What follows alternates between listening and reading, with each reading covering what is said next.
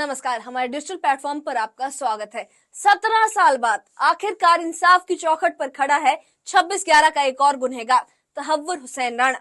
दुनिया के सबसे बड़े आतंकी हमलों में से एक 26/11 का मुंबई हमला, और अब उस हमले का एक बड़ा किरदार तहव्वुर हुसैन राणा सालों बाद भारत की गिरफ्त में है।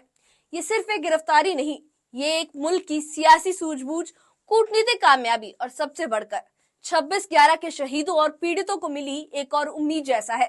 आज खास रिपोर्ट में देखिए कैसे 17 सालों तक कानून से आंख मिचोली खेलने वाला ये खूंखार आतंकी आखिरकार भारत लाया गया। तो राणा की यहाँ वापिस आना ये मोदी सरकार की कूटनीति का बहुत बड़ी सफलता है। 26/11 हमले का मास्टरमाइंड तहव्वुर हुसैन राणा अब भारत की गिरफ्त में है।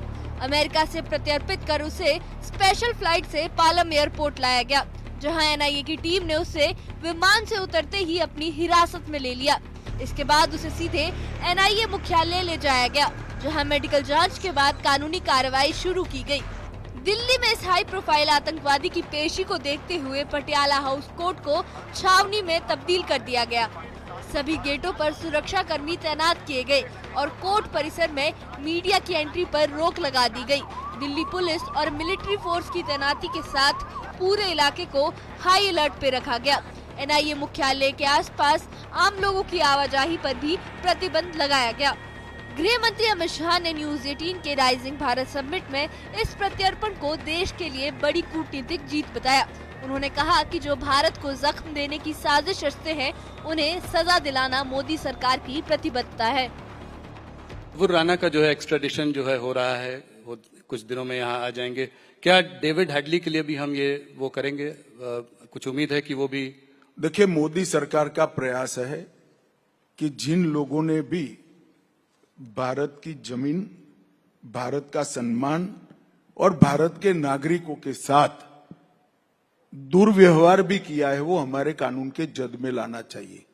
और मैं मानता हूं तहव्वुर राणा की यहाँ वापिस आना ये मोदी सरकार की कूटनीति का बहुत बड़ी सफलता है जी। तो क्योंकि जिनके समय में जब बम धमाके हुए वो तो ला नहीं पाए, मगर आज वो वापिस आएगा, हमारी अदालत के सामने पेश होगा, हमारे संविधान के तहत उसको सजा होगी। ये देश के लिए बहुत बड़ी उपलब्धि है।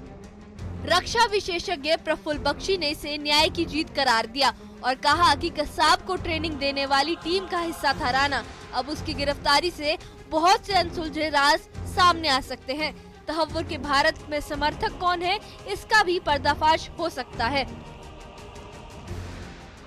तो तहव्वुर राणा अब भेजा जा रहा है भारत में, तो ऑब्वियसली इसमें जस्टिस की और प्रोसेस ऑफ जस्टिस की मैं मानता हूं कि उसकी जीत आप कह सकते हो।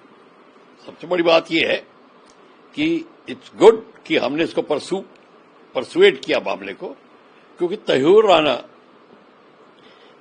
कल्प्रिट ही नहीं है, कैप्टन है मेडिकल कोर का, और वो आईएसआई ने ऐसे लोग बहुत को लिए हुआ है। तो चलिए अब आपको बताते हैं कि आखिर कौन है तहव्वुर राणा। तहव्वुर राणा पाकिस्तानी मूल का कनाडाई नागरिक है, जिसने पाकिस्तान की आर्मी में डॉक्टर की नौकरी की। बाद में कनाडा से अमेरिका गया और शिकागो में एक इमिग्रेशन सर्विस कंपनी शुरू की। यहीं से उसकी दोस्ती डेविड हेडली से हुई, वही हेडली जिसने मुंबई हमले के लिए रेकी की। राणा ने अपनी कंपनी के जरिए उसे कवर दिया और 26/11 का प्लान बनाया। अमेरिका में एफबीआई ने 2009 में उसे शिकागो से पकड़ा और 2011 में लश्कर को समर्थन और डेनमार्क में साजिश के लिए दोषी ठहराया। अब जब 2023 में उसकी सजा पूरी हुई, भारत ने कानून और कूटनीति के दम पर उसे अपने हवाले कराया। तहव्वुर राणा को भारत लाने की राह आसान नहीं थी। चलिए आपको बताते हैं कि एक एक कदम पर भारत ने इसे कैसे संभव बनाया। 2011 में एनआईए ने चार्जशीट दाखिल की। 4 दिसंबर 2019 को भारत ने अमेरिका से प्रत्यर्पण की मांग की।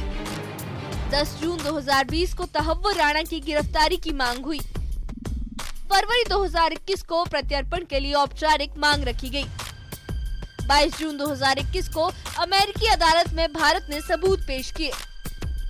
8 अप्रैल 2025 को अमेरिका की सुप्रीम कोर्ट ने प्रत्यर्पण रोकने की तहव्वुर राना की याचिका खारिज कर दी। ये सिर्फ एक आतंकवादी की गिरफ्तारी नहीं, ये 26/11 के शहीदों को इंसाफ दिलाने की ओर एक और बड़ा ऐतिहासिक कदम है। भारत ने न सिर्फ साजिशकर्ता को पहचाना, बल्कि एक दशक से ज्यादा लंबी कानूनी लड़ाई लड़कर उसे अपनी जमीन पर लाकर खड़ा कर दिया। तहव्वुर राना अब भारत में है। जांच एजेंसियां उससे पूछताछ करेंगी और 26/11 के उन अनसुलझे सवालों के जवाब ढूंढेंगी जो आज भी देश को झंझोरते हैं। इस केस की सुनवाई के लिए भारत सरकार ने वरिष्ठ वकील नरेंद्र मान को विशेष लोक अभियोजक नियुक्त किया है।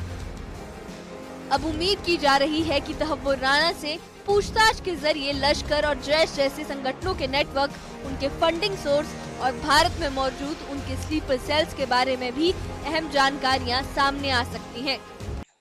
और अब 17 साल बाद तहव्वुर हुसैन राना उस सरजमी पर है जहां 166 मासूमों का खून बहा था। ये सिर्फ एक आतंकी की वापसी नहीं, बल्कि उन आंसुओं का जवाब है जो 26/11 के बाद कभी सूख नहीं पाए।